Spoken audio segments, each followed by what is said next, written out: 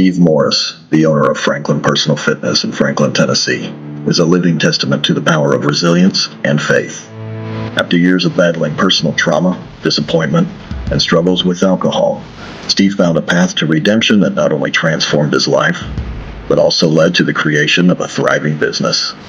His journey from hardship to entrepreneurial success is rooted in his unwavering belief, second chances, and the strength of the human spirit. Today, Steve uses his story to inspire others, offering more than just fitness training. He provides hope, encouragement, and a community for those seeking their own personal transformation. My name is Steve, and this is my story. So I am a small business owner and entrepreneur. I'm a father, and I am a newfound man of God. So I was born in Enterprise, Alabama, which is a very small town near Fort Rucker, which is a Army base in Alabama. It's the Army's flight school for helicopters. So my father was in the Army when I was born, and I lived there for about 6 months. And then we moved to Fort Campbell, Kentucky, and lived at Fort Campbell, I think until about the age of 8. My dad was in special operations, so he was gone a lot. So at a really young age, I kind of became the man of the house. And I have a younger brother who's 3 years younger than me, David. So when he came along, for a lot of my early childhood, it was my mom and my brother. My dad would be home a lot, on holidays, but he just traveled a lot throughout the year. So at a really young age, I kind of took on a big role, in my household. And I think I kind of developed almost like a protector mindset. So I felt like I needed to be there for not only my mom, but my brother also. Honestly, I don't remember. I remember I wasn't really close with Dad at a young age. And I think it was because I was with my mom more, so I had a tighter bond with her. One of my earliest memories of my dad was they were on a trip, and so his unit in the 80s didn't exist. Okay. They actually wore plain clothes on base, and I was too young, but my mother couldn't tell the neighbors what he did, even living on base. And so I remember going to the hangar one day, and I forgot where they had been. They'd been overseas, I think. But anyways, I remember seeing my dad, and he bought me like this little toy race car or something that you wind up and roll across the floor. And I just thought it was the coolest thing ever to go see him in the hangar on the backside of Fort Campbell, which you couldn't have access to, unless you were family or were in the unit.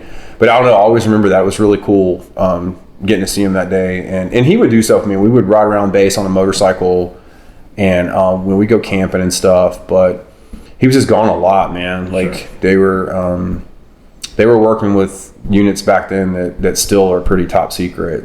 But it was cool though, like that he did that for a living. Yeah, so I'd be interested to hear. I know it's been said in a lot of different ways, but it's said that military men and women serve, but their families also serve. I mean, do you have a perspective on that? I think, I will say my mother is the strongest one I ever met, and my sister-in-law is kind of living the life my mom lived. And when you're married to somebody that is going places you don't even know where they are, you can't really have communication with them, and then you have kids, I can't imagine that pressure and that burden. I mean, it's a miracle. My parents have been married, I should know this, how many years? It's been a long time. I mean, I'll be 45 next week, and I mean, they've been married over 50 years. Wow. And they really embody what marriage should be. That's awesome. Yeah. That's awesome. But hard on you growing up, would you say? Or? Yeah, I mean, I was one of those kids, I think, that, I didn't get into sports until a little bit later in life, and my father didn't, and I don't want this to sound like I'm trashing Dad, because I'm not. I love the man, but some of the other kids I was around, their dads played ball like growing up and were really into sports, and I kind of feel like I didn't really have a super tight bond with him. Yeah. And I don't know, man. It was I think it was, he didn't push us to go in the military, but that was kind of the family we were. So I had a lot of respect for it, and I think I wanted to be closer to him, but I didn't know how to be. That makes sense. Yeah, it makes sense. So I know you mentioned before you eventually ended up moving overseas. Mm-hmm. So what was that? So we moved the summer of my first grade year. My dad decided he wanted to fly fixed wing or airplane instead of helicopters, and he got orders for Stuttgart, Germany. And I can remember to this day, I remember being in my living room and I was mad because I didn't know what Germany was. I didn't want to go. I wanted to stay where we were. And the other option we would have had would have been Savannah, Georgia, which would have been awesome. Yeah. But it would have been so cool. But he left the unit that he was in to go fly airplanes. So we went to Stuttgart. And I was young. I mean, I would have started second grade. And I mean, I was probably 7, I guess, when we moved. I think so. Yeah. Okay. So. Now, how was that transition for you? Well, the first day, so we flew out of Nashville to Atlanta, and we moved with a Siberian Husky and 2 cats. So it was my mom and my brother, and my dad had already gone over before us. So I remember my mom trying to, round us up, two boys, and me and David were hell raisers too. I mean, we were always at it with each other. But you got this husky and 2 cats, and I remember being in the airport in Atlanta, and our husky's in one of those big, dog carrier things, and the guy was giving him water, and I just remember thinking, this is crazy. Moving all this stuff over. But the plane ride was 13 hours, man, and I slept most of it flying over. But when we landed in Frankfurt. There was a bomb threat. Oh, really? Yeah, apparently Colin Powell had been there that day, and there was a bomb threat, so they locked it down. And I just remember seeing all the Polizei, the German police, thinking, man, this is wild. And we lived on base in the States, but when we got over there, it was like, these guys ain't playing around. That's interesting. So it was a unique experience for a little kid, man, to kind of just jump on a plane and go all the way across overseas. It was pretty wild. Yeah, that's interesting too. So at this, like in terms of schooling and playing and trying to make friends there, how was that? So we went to school on base. We lived on base, and it's kind of a melting pot, man. Like, you've got different nationalities, races, backgrounds. My dad was a warrant officer, so it's kind of like an apartment building. Okay. We lived in like an apartment building, but everyone in that building was a certain rank. So you kind of, the military is well known for, you kind of hang out with guys. Like. Yeah. So they're real big on the class. The class system. So, met some other kids, made friends right away. I liked school. The school was close to my house, so I was a latchkey kid.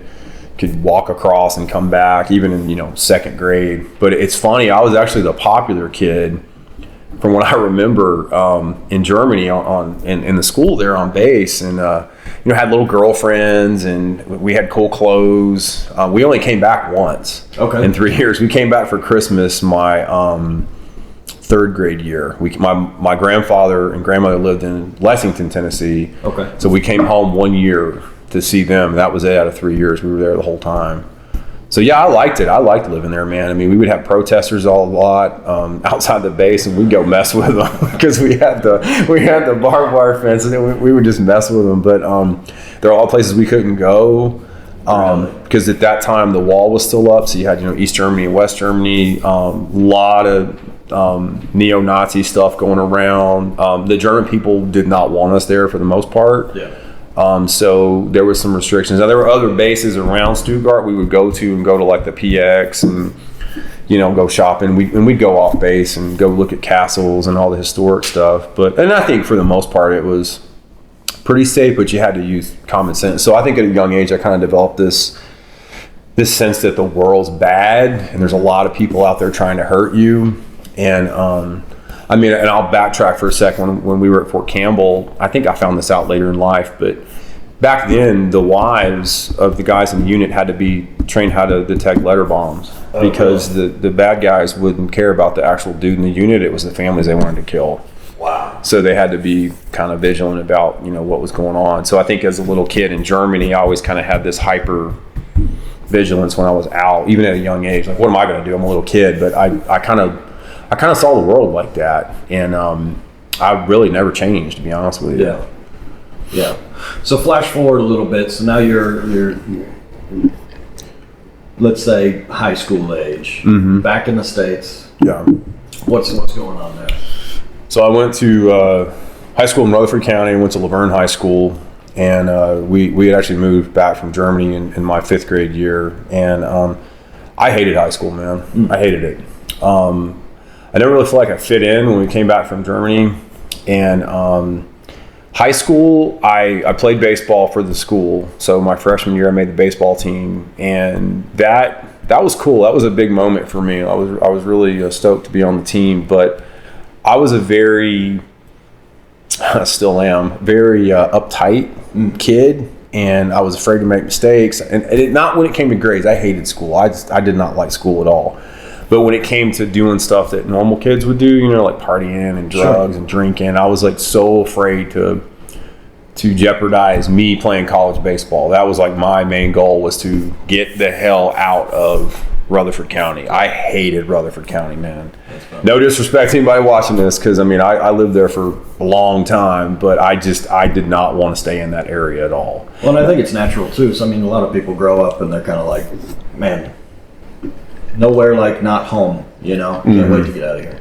Yeah, and my brother, man, he loved high school. So he probably still loves it. Right, who knows? But it was just it was different, man. Like for me, I think I just was so hyper focused on getting out and doing something else, All right, so we get through high school. Uh-huh. You wanted to play college ball. What happened with that? So we had 3 coaches in 4 years in high school, and I played some as a freshman. So I lettered my freshman year. I got cut my sophomore year. I got bronchitis, and we got a new coach. I didn't make the team. Made the team my junior year. Same guy that cut me my sophomore year. Didn't get much playing time. My senior year, they hired a 22-year-old right out of college, and Zach Bannister, if you're watching this, you're going to laugh because we just had this conversation not too long ago. But anyways, I was on the team, but I didn't get a lot of playing time. So I didn't get scouted, and my summer ball team was horrible. So my window closed really tight. And I forgot to say this, I actually got a scholarship offer my freshman year. I had a scout looking at me at a baseball camp at MTSU. Oh, wow. So I was like hot shit, like, oh man, this is going to be awesome. Yeah. I'm going to go district, but no, God had other plans for me. The baseball dream died when I turned 18. Yeah. So was the military on your mind before that, or Yeah, man. Like as a little kid, at Fort Campbell, my dad would tell us some stories about they worked with SEALs all the time, and SEAL Team 6, or Dev Group, but back then everybody called it 6. So I'd always been intrigued by it and thought it was cool. And as I got older, I got more and more interested in it, but for me, it was I wanted to play ball, but the military was always at the back of my mind. Okay. And I kind of saw that as a way to do something bigger than myself. And, I didn't want to just stay in the same town and kind of work in the factory or work in an office job. I wanted to get out, and I wanted to go to the coast, man. I love the beach, and there's no beach here, man. There's no salt water in Tennessee, and I miss it. I love it. So to this day, I love it. So yeah, the military was always there for me, like in the back of my head. So what was that path like? So you get out of high school. Mm-hmm. There's no college baseball career ahead of you. So what comes next? So my senior year, when I graduated, my plan was to join the Navy, and my father was a warrant officer. And I'll say this: my dad has always been there for me, but he never pushed us to do the military. But he told me, he said, I don't think you should join the Navy enlisted. He said, try college for a year, and if you hate it, then go. But I think you should really try college out. And I wasn't a poor student in high school, but I wasn't, an A+ student or anything. So I had decent grades. But Harvard wasn't on the No, it wasn't, man. So my aunt was a professor at Lipscomb. Okay. And she was actually a kinesiology professor. So she encouraged me to do exercise science, and as a personal trainer and a business owner, I owe her a lot because she's the one that encouraged me to go into this career field. So I enrolled at Lipscomb University in the fall of 97. I graduated high school in 97. So the fall of 97, I entered Lipscomb and went there for a year. I only stayed there a year. Then I went to MTSU. I decided to stay in college. I decided I'll just go ahead and get a degree, and I'll go in as an officer. Yes. So I did a year at Lipscomb, and I did 4 years at Middle. Okay. Yeah, Middle was awesome. Lipscomb, I liked the school, but it felt like being in high school again, and it was it's in Green Hills, different vibe up there than Murfreesboro, and I was driving every day, which is a long drive from the borough. So, it was a good school, but it was too expensive, so I ended up at MTSU. Very nice. And that leads into your military career, because you graduate now, you've got a bachelor's degree. Mm-hmm. So what goes next? So not necessarily. So I underestimated how hard it was to join the Navy and go the SEAL officer route through officer candidate school. It is very, very competitive, and most of the officers in that community they come from Annapolis or the NROTC guys. And to my knowledge, Vanderbilt is one of the only schools in the state of Tennessee that has Navy ROTC. So I came out of college and talked to a recruiter. Actually, in college, I talked to a recruiter, and there was a little bit of a language barrier, a little bit of a kind of a, hey, you don't really want to do this. We need to steer you into this career path. And I didn't want to join the Navy other than be a SEAL. I didn't have any desire to do anything else in the Navy. And I knew pilots, I didn't have the grades for that, not in the Navy. So I kind of got lazy, man. I just started working as a trainer. And I just kind of put the SEAL thing on the back burner. I still wanted to do it, but I got frustrated with the pipeline. And I didn't want to go enlisted. So I graduated school in 2002. I worked as a trainer in the Williamson County area for 3 years. So I swore in the Navy in 2005. So yeah, for about 3 years I worked as a trainer. I think that's right, 3 or 4 years. But yeah, so it took me a little bit of time to get everything lined up. And when you joined the Navy, after those few years, what was that process? What did that end up being? So kind of like going enlisted, you've got to take a written test, and then for the SEAL program, at the time, the officer program, you had to do a physical fitness test or PST, physical standards test, and you had to have 5 letters of recommendation from an 05 or above, and then you had to go do an interview with the commanding officer. And so I got my letters put together. I did my physical fit. I started running marathons to train for all that stuff. So I was a pretty good runner, okay swimmer, not that great, but I could do the pull-ups and stuff. Well, I'll just tell you the test. We had to do a 500 meter swim in under 9 minutes. You had to do 100 push-ups under 2 minutes, 100 sit-ups under 2 minutes, and 20 dead hang pull-ups, and then a 1.5 mile run in boots and pants under 9 minutes. So that was to be an officer. That was the standard. So I did all that stuff, and then I flew to Little Creek to interview with the commanding officer of SEAL Delivery Vehicle Team 2. So basically it was like a job interview, man. So I did all that, and there was a little old lady at the time. She was in charge of all the packets in Virginia Beach, and she green-lighted me. So I got picked up for it. So very nice. I think at the time there were 10 of us in the whole country for that year that got those slots to go OCS. Wow. And 2 of us were out of Middle Tennessee, believe it or not. Oh, really? Mm-hmm. That's interesting. Yeah. So where does that take you in your military career? So I went to officer candidate school, just like the movie we talked about in the last podcast, Officer and Gentleman. I didn't see Richard Gere there though. But so we, I did the late entry. So I joined in September of 2005, right around my 26th birthday. And two, man, 26 going in as an officer, that's an old man. Kind of the old guy. That's an old man. Yeah. So I swore in September. And I didn't leave until January of 06 to go to OCS. And I went to Pensacola, Florida for 13 weeks for officer candidate school. Very nice. Yeah. So kind of walk us through, like, what is that, what kind of came about of all that in terms of your military career? And so you're through OCS and what's next? So you get through OCS, and it's a lot of academic stuff, not a whole lot of physical when you're going in a pipeline like the SEAL teams. And so we had Marine Corps drill instructors, which was awesome because those guys were unreal, man. I got so much respect for those dudes, and I still talk to 2 of them to this day.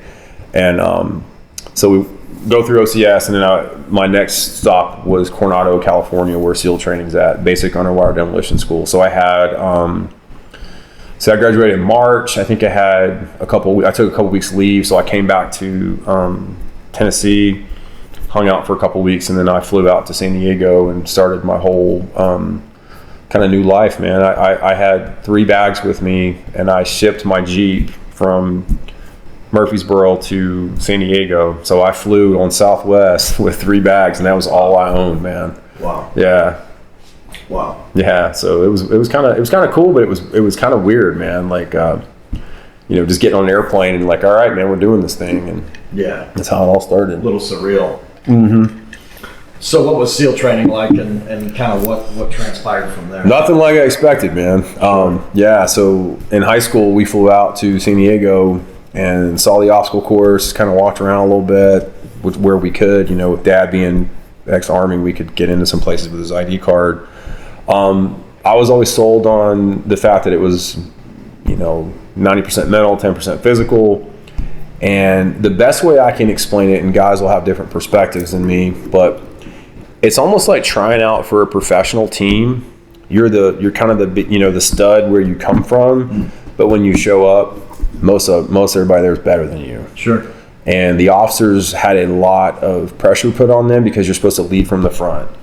And, I got there in pretty decent shape, but I hit a knee injury. I actually blew my knee out on a 50K.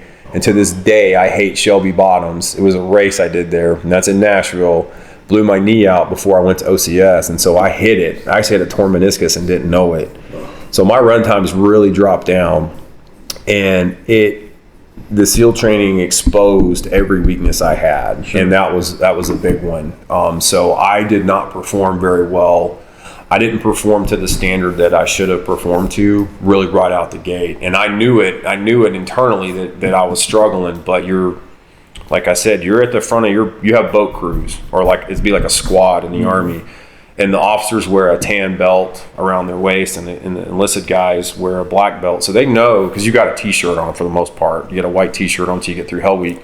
They know you're an officer, and if you're not putting out, you're not performing. They're going to let you hear about it, man. So it was tough, dude. And the water is a great equalizer.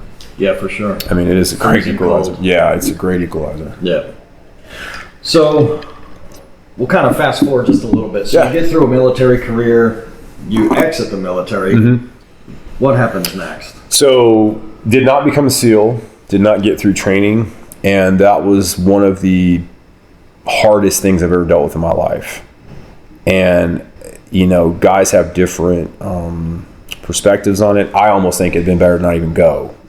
God didn't have that in the cards for me. Sure. And so I didn't make it, and I had to come back to Middle Tennessee. Luckily, I was able to get out of the Navy altogether because they wanted to put me on a boat. But I was able, because I paid for my own college, I was able to get out at the time. I don't know if they still do it that way. But so I came back to Tennessee, and I was lost. I didn't know what to do. I didn't want to go back into personal training because at this point I'm already married, and it just wasn't. I enjoyed it, but it wasn't a steady paycheck. I knew I had to do work for myself. I needed benefits. I needed retirement, all that kind of stuff. So a friend of my wife at the time was dating a cop, and he encouraged me to look at law enforcement.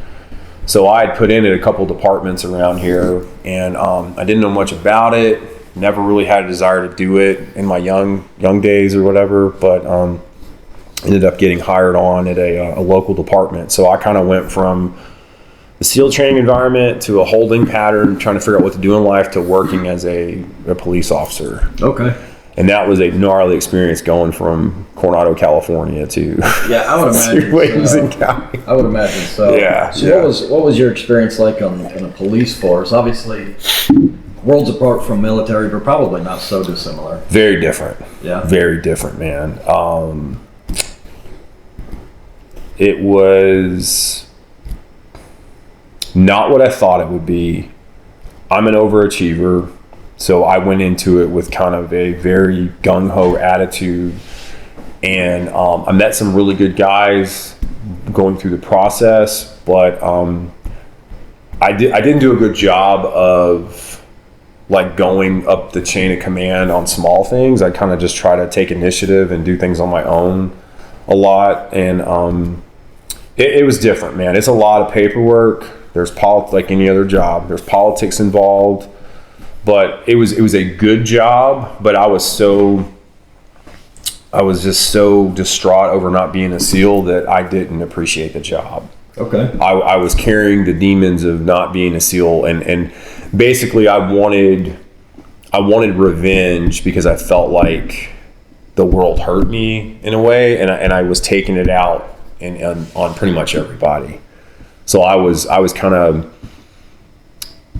I didn't have the right perspective for that job. Now, I enjoyed parts of it, and I was going to make a career out of it, but yeah, man, it was way different. It was way different than what I thought it would be. So I'm curious, because I know you and I've talked before, and you've mentioned before about, alcohol played a part in your life, for better or worse. Is that the time where that kind of started ramping up, or how does this impact your relationship with alcohol? Yeah, so I really didn't start partying until college. Okay. And got out of college and was working in Franklin, and I got into the party scene, Cool Springs area, go to Nashville and stuff before Nashville was a hit city. And I drank and had fun, but it wasn't an escape for me until I don't even think it was an escape when I was working in law enforcement. I mean, I still partied, off duty, of course, but yeah, I won't. I did have I had a major incident as a police officer off duty that involved alcohol, and it pretty much cost me my career. I got into some trouble off duty, and I made the decision to resign because of the incident. But it was probably should have been my wake up call. It was a rock bottom moment for me. But being the asshole that I can be sometimes, I decided that I was going to figure everything out, and I didn't really ask for help. And I've always been a survivor, man. I've always kind of just make stuff happen, and I ended up getting out of that situation. I got into therapy to talk about some stuff, but to be honest with you, man, it was carrying that weight around, that burden about not being a SEAL. I just couldn't let it go, man. I felt like an absolute failure, and I didn't want to be in the town I was in. And so the alcohol would gradually, from that point in 2010, would gradually start to just get worse. Okay, so it wasn't an escape at first, but eventually. Well, let me rephrase that. It was a way for me to. I'm more introverted, so for me, alcohol was a way to have more fun, to be around maybe people I didn't really know that well, and you can always have fun. In my opinion, you're drinking, you're going to have a good time. Sure. I mean, and so for me, it was an escape that way. It wasn't an escape from trauma or and there was some deep-seated childhood trauma that I dealt with at a really young age that I didn't think about. Really, that was really starting to kind of come out after the SEAL thing blew up.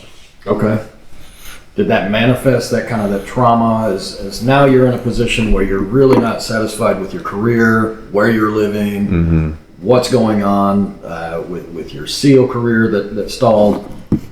Did that trauma come up as a result of that, or do you think it just kind of compounded what you were feeling? I think it was always there, but and I had my daughter in 2010, and that was one of the absolute greatest moments of my life, becoming a dad. But I was so selfish that I let something like in my mind a failure almost trump her birth. And I hate to say it that way, but that was the mindset I was in, because I was ecstatic to be a dad, and it's an amazing experience, and I love my daughter to death. But I didn't feel complete as a person. I didn't feel complete as a man. I felt like I had this mission in life I had to go do, and I fell short of it. And I didn't like coming home to face friends. And I didn't say this earlier, and I just thought of this, but when I lived in Murfreesboro, countless people doubted me and said, "You'll never leave this town. You'll never join the Navy. You'll never be a SEAL." And it fueled me, man. It motivated me to be like, "F you, I'm gonna do this." And those cats are still doing the same old thing, man. Never left town. And I've seen a few of them since I've been dating Shelly, hanging out down there. But anyways, so I was selfish, man. I was really, till I got sober, I've been selfish most of my life. And so I wonder, how does this play? So now you're on the heels of a resigning from police force. You've got a new young family at home. Mm-hmm. Where does life take you at this point? Well, once again, I was at a crossroads and I didn't really know what to do with my life. And I still wanted to do some kind of job, like in a first responder role or something like that. But I ended up relying on my degree and got an office job. So I went into healthcare and worked in healthcare for a few years, and then decided to go back into law enforcement. And during this time, my first wife and I got divorced. And so I kind of had to figure out now how to co-parent, how to be a father, but then still provide. And I want to give my parents credit. They've always been there for me. And I know when all that went down, they basically were like, look, we're here to help you in whatever you need, but you need to kind of figure out what your next step is. But they've always been there. So I kind of just worked. At one point, man, I had like 6 jobs, dude. I mean, I was training at different gyms. I was working in an office, and my daughter's mom and I have always had a good relationship. So thankfully I was able to kind of, still have my daughter in my life, and have joint custody. So made it work. But, so I put in for this other police department, and, I thought I had the job, but they ended up picking someone else. So that's when I started to venture into owning my own business and getting back into personal training full time. Okay. And while you're doing this, I just kind of want to press into you're dealing with the challenges of building a career, a new style of parenting. You're still trying to kind of figure out your life. I mean, how is your relationship to alcohol and dealing with these traumas and all this? I mean, how is all this fitting together? So the alcohol was still present, and for me it was always more of a weekend thing. So more of like binge drinking. If I went out to eat or something during the week, I might have a few beers. But so when I started the business, I was dating my son's mom, and the business really started to take off. And this is a weird thing about self-sabotage, and this is where the alcohol piece kind of starts to come in. I felt like a failure already when I started the business. I didn't have much confidence in myself. Now I had that false bravado, like, almost an imposter syndrome type thing. So when I started it really took off, and it got busy, and I didn't know how to handle it. It was one of those things where you go to almost not having any money, and then you start making money. You're like, wow, this is weird. I'm not used to being successful. So my drinking, it amped up, and now it would be I drink some during the week. I would drink more on the weekends, and I made that more of a priority than focusing on the relationship I was in. And then really, I always feel like I was present for my daughter, because I had her, 7 days in a row and then 7 without her. So I feel like when I had her, I would try to focus on her, because it's tough, man. When you co-parent, you don't see your kid every day. It's hard. But the alcohol definitely ramped up, and it affected everything. It didn't affect my business as per se, like day-to-day operations or being at work, because I wasn't drinking to function. I wouldn't have a drink in the mornings, or I wouldn't drink at work. But it was more, it was a way for me to unwind and not deal with the trauma that was stemming from being in childhood, or not having the career that I wanted. Mm-hmm. And so let's flash forward just a little bit too. So now you're married at this point. You've still got your own business. What's happening now? And that, let's walk through the genesis of that relationship and another kid and how all this comes about. Yeah. So I married my son's mom in 2015. We started the business I started the business in 14. So we've been a year in with the business, and the business continued to grow. And Jacob was born in 2018. So, really from the 15 to 18, the 3 years before he was born, business really took off. And in that time, I actually moved locations, got my own space, and things were doing really good, man. And still continued to drink, still continued to self-sabotage. I've always had a problem with anger, and really no control of my emotions. I'm a lot better today than I was back then. But when I would drink, you didn't know who you were going to get. Is it going to be the fun Steve, or are you going to be the pissed off Steve? And a lot of times the pissed off Steve showed up. So for me, the drinking was an escape because I still felt like I was cut out for more than the life that I had. I was ungrateful, man. I was ungrateful when I had a job as a police officer. I was ungrateful as a business owner because I was too damn selfish to see the big picture and put other people's needs ahead of mine. So the marriage wasn't doing well, and when Jakey was born, it was amazing. It was so cool to have a little boy, and my daughter and my son. You got both together, and that should have been my moment where I said, okay, it's time to man up. It's time to be responsible and take this alcohol thing and either address it or just get rid of it altogether. And I didn't do that, man. I'm ashamed to say it, but I didn't put it away. I mean, I was too damn selfish. So, it continued to get more and more out of control as far as the drinking goes. Well, so let's dig in on that a little bit. Yeah. Where does it go from there? Things are kind of spiraling now. Sorry, he said spiraling. I was like, whoa, hold up, man. No, but things are not well. Yeah, so the business was great, man, and I loved being a dad, and I loved spending time with Jakey when he was young, and it was just kind of one of those things where I still felt like I needed to escape reality from time to time, and I wanted to go out and party, but we didn't do that a lot. So a lot of times on the weekend, I would drink. When Jacob would go to bed, I'd stay up, I'd drink. I love to be outside. So on the weekends, when he took a nap or his mom was doing stuff with him, I would just be outside drinking, man, whether it was mowing the grass or washing my truck or whatever, man. I loved it. I enjoyed it. Cause for me, it was a way to numb. And that's one thing I've learned through this healing process.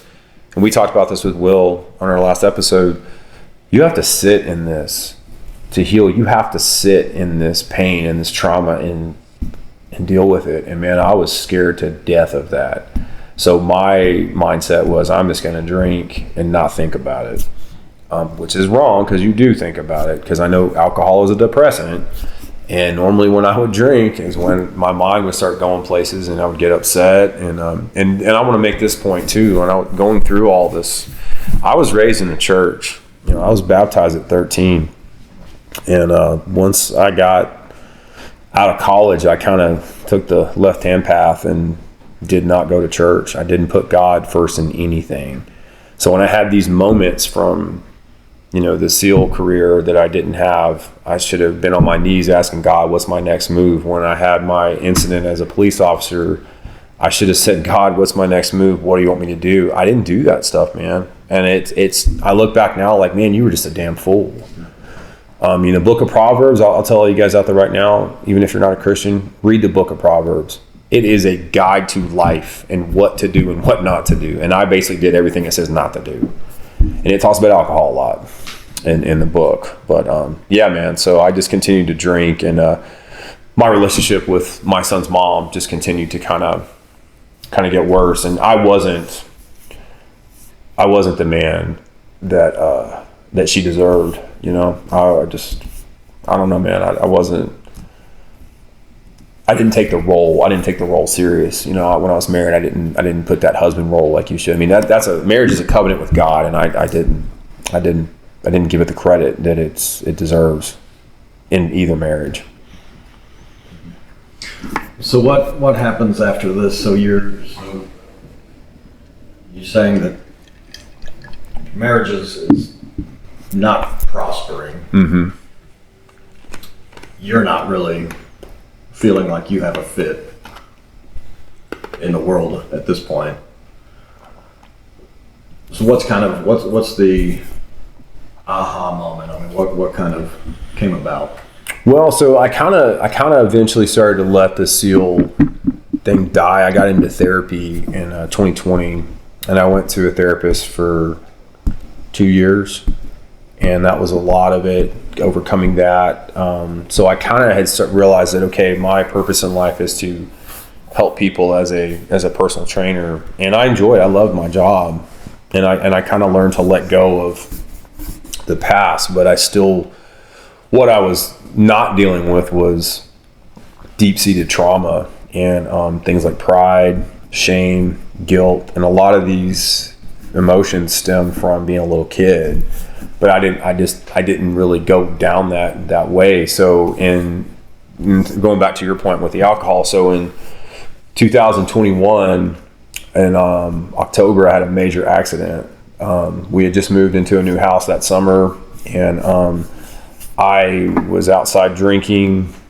I basically quit drinking hard liquor and stuff like that. I was just drinking beer. But that particular night, I went next door to the neighbors, and he had some Eagle Rare bourbon, which is one I used to really like. And I thought, hey, Mrs. isn't here. She's gone. Jacob's with her, so I'm going to drink some. And I got really, really drunk.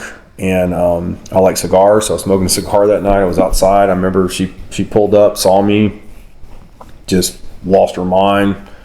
Because I was, just gone, man. I was wasted. And I said, well, I'm going to stay outside and finish my cigar. And we had these plastic Adirondack chairs, and my driveway was on a slope. So I went back to sit in one, put my hand behind me, went to get in the chair. And next thing I know, I look up and I see my feet up in the air. And I'm thinking, what the hell's going on? So I do, this roll down the driveway, and I get up. I kind of check myself, and I'm like, that's weird. And I go like this, and I put my hand down, and there's blood all in my hand. I was like, oh, shit. So I go in the garage, and, I'm on my hands and knees, and there's blood it's gushing, man. So I called my son's mom, and she wouldn't answer. And I started yelling from the garage, and she came outside. She thought I was throwing up, so she thought I started screaming at me some more. Well, I'm laughing now because it's funny now. At the time it wasn't. But I was literally just bleeding out, from my face. And what had happened, I didn't realize this till after the fact, but the Adirondack chair, it's plastic. It poked me and went through my, right up in my mustache. It could have went in my eye. Thank good Lord it didn't. So I had to go to the ER, got stitches, and kind of moving forward, I'm kind of, being long-winded about this. I was given an ultimatum. We were already in marriage counseling at the time before this accident. And I was told by the marriage counselor and my son's mom that you either pick alcohol or you pick your family. You're an alcoholic, you need to go to AA. And immediately I was like, I'm not an alcoholic, I'm not going to AA. There's no way.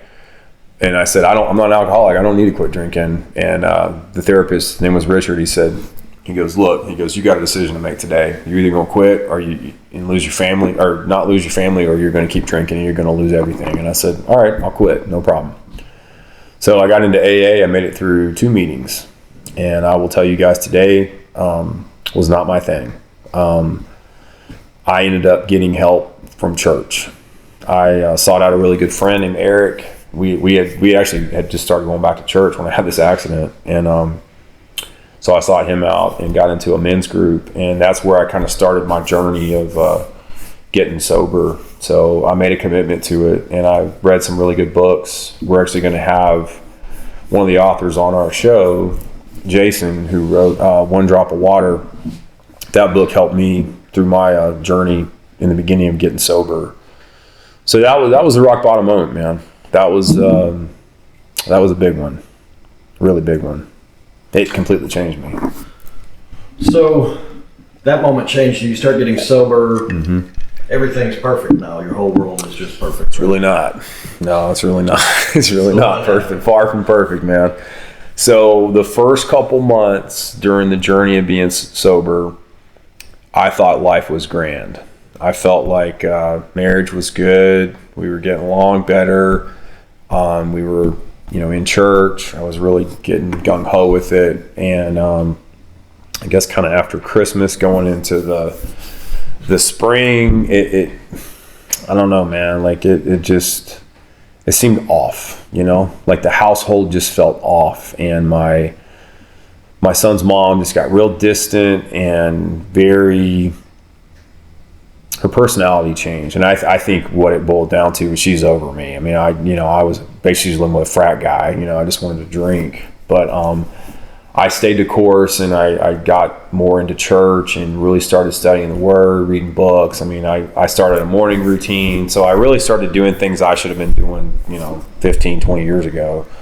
My priorities changed. I started looking at life from a different lens of now I need to have a purpose, not just live for pleasure. And my pleasure was drinking. So I started listening to podcasts. I started reading books and following people that were way smarter than me. And I started asking questions. I asked people for help. So I really started to become more humble, and the younger version of myself was not humble. I always thought, I'm going to figure this shit out. I know better than you because I'll figure it out. So I know, and I think it's obviously implied. So that marriage did not work out. What's kind of the silver lining? Where are you at today? What Forget the aftermath. What's looking forward? Yeah, so today I'm grateful for all the trials that I went through, and I am grateful that I hit rock bottom, because going through a divorce is what led me back really to Christ, because that was the first time in my life that I fully surrendered to Christ. I said, I can't do this on my own, and I'm going to bring this up. This is going to probably ruffle some feathers, but I think it's important.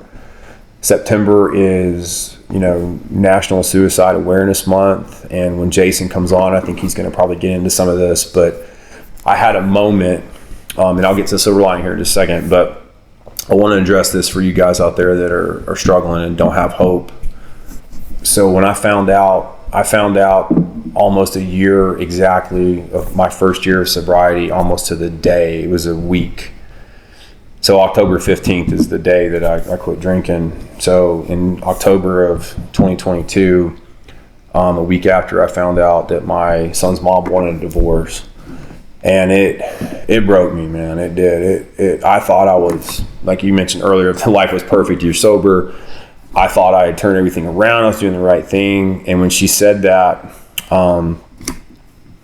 we had a jacuzzi tub in the master bathroom, and I remember having this conversation with her, because we were talking in the bedroom and the kids were asleep, and I just remember looking at that tub, and I had this flash of just laying in that tub and clacking one off right there, and just let her go to bed. We were already sleeping in separate rooms at this point, so we really had been separated for a while before I knew we were getting divorced. But I had this moment of, I can't do this. This is too hard. And it wasn't that I wanted to drink. It was, I just thought, I just want to end all this shit now. I'm tired of it. But I went from that moment to when we finished, and she's talking to me, and I have this flash in my head, right? When she left the room, that's when I got on my knees and asked God. I said, I need help. I don't know what to do. So that moment really, for me, was the kind of the pinnacle of, well, pinnacle's the right word, but basically that was a part of my life where I finally surrendered to Christ. And instead of going to get drunk or going to have revenge and going to bars and running through chicks or whatever, us guys do, I sat in it. I was depressed. I was sad, but I leaned on God more, because I knew I didn't have the strength to do it myself. And, my kids were a huge factor, because I didn't want them to make the same mistakes that I made, and I didn't want to not be a part of their life. So I really got dialed in with my spiritual walk at this point. Now, don't get me wrong, man. I was a mess. I mean, I want to give my clients credit, because, man, there were days at work I didn't want to be there. I didn't want to talk. I was barely holding on, and they were there for me. And the church I was going to, a lot of those guys really helped me out. So it's tough, man. It's tough to ask for help, but I think at the end of the day, you got to do it, So the silver lining. Sorry, I forgot. So silver lining. I have noticed that through this journey, I'll be 3 years sober in October, and I've continued to grow. I still have areas that I focus on that I do need to work harder in. But the biggest silver lining, there's two for me. My walk with the Lord that I actually have now. I have a relationship with him, which I didn't before, even though I was baptized. The bond that my son and I have is unreal, man. Like, I would not have the relationship I have with Jacob, I think, if I was still married, because it forced me, when I got divorced, to step up and do things as his dad that I probably wouldn't have done in a regular household. And I enjoy doing those things. But we went on last summer, the summer before last, I took that dude to the beach when he was 4, just me and him, for a whole week. And I thought, man, I don't know if I'm gonna get through this, but it was awesome, man. It was cool. We went off-roading, we went camping, we went to Fort Campbell to see my brother, his unit. They have this cool family day. So we did a lot of stuff, just me and Jakey, and we have a really tight bond, man. So, and I want to say this too real quick, man. I know I'm long-winded, but I'm going to get this line wrong, but there's a line out there that says you basically attract what you think of yourself. And what I have seen, all this mental health, all this work you have to do, and we talked about this with Will in our last episode, it's hard work and it's an ongoing process. But I think the old me attracted people that were drawn to what I thought of myself. And because I was selfish and I had this just really negative outlook on life, man. And I have the most amazing girlfriend. I've been with Shelly for a year. And I'm convinced that God brought her in my life because I finally worked on myself enough to appreciate people and to be of service, man. Like, there's a cool line, be an asset, not a liability. I was a liability for a long time, dude. Not on the job, I was a good cop, I was a good officer in the military. But as far as a husband, no, I wasn't, man. I was a liability. I was an anchor. And now I see myself as I want to serve people. Whether, dude, you and I would never met. If my story you told me, I'll never forget when we first met, you told me that you heard my story and it drew you to me and you wanted to meet me. And so I've met a lot of amazing people through this journey of healing and growth. And I continue to try and evolve. And I'm not where I need to be yet. I'm still working on it, but I feel like that God has really given me a purpose in life, and it wasn't to be a SEAL. It wasn't to be a cop. And I think being in fitness has opened that door, but I think there's more that comes along with the fitness piece. And I really hope this podcast will impact other men out there, because if you would have told me 3 years ago that I'd be sitting here talking to people that I've never met on Spotify and YouTube and telling you my deepest, darkest secrets, I'd have thought you were crazy, man. And most people that I trained, I've been in business for 10 years, they never knew I was a cop. I didn't talk about it. I was ashamed of it. But, I'm trying to be more vulnerable and transparent to show other men that sometimes you got to be to grow. I mean, you got to help other people with your testimony. You can't have a testimony without a test, right? We'll give one kind of final thought. If somebody's out there, this is resonating with them, your story, they're hurting, if they're struggling, or they're trying to overcome something, give them one little word.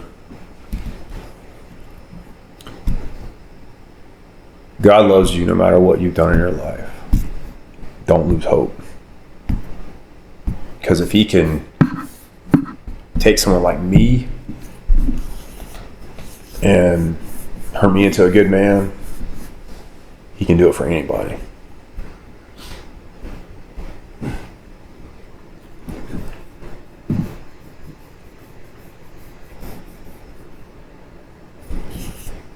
Good?